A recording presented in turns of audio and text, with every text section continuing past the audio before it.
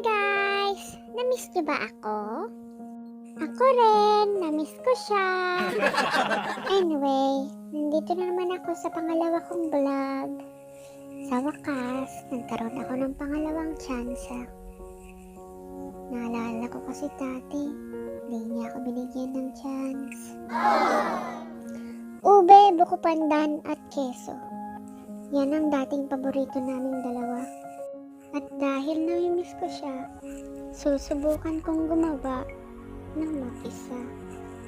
Uunahin ko ng ube na siyang pinaka-paborito niya. Sa 100 grams na puto mix, nilagay ang asukal. Akala ko noon pag sweet ka, sapat na.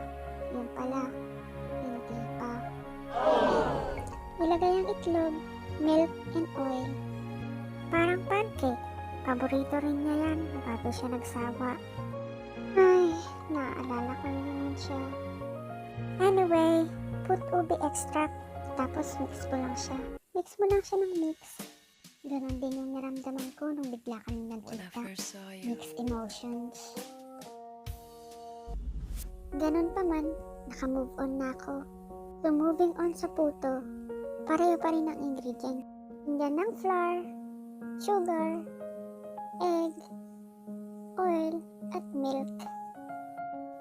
Same, parang yung nararamdaman ko lang sa kanya. Ibahin na lang natin ang usapan. Sa kabilang banda, pareho din ang proseso sa buko pandan. Paulit-ulit lang.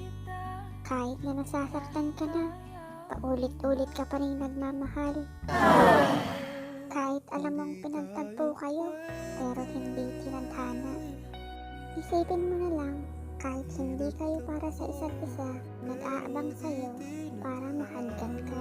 Sabi nila, may bubuo rin ng mundo mo, may magmamahal sa'yo, at magpapahalaga sa'yo. Dumating na naman ang hindi sinasadyang pagkakataon.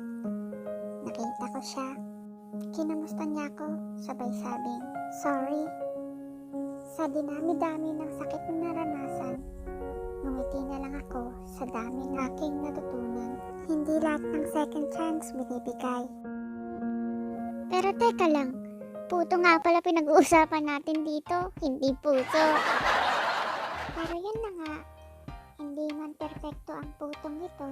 Pagtapos ng 20 minuto, kakainin ko na naman to.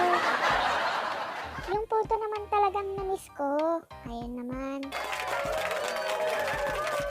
Please don't forget to like, share, and subscribe. Hanggang sa muli!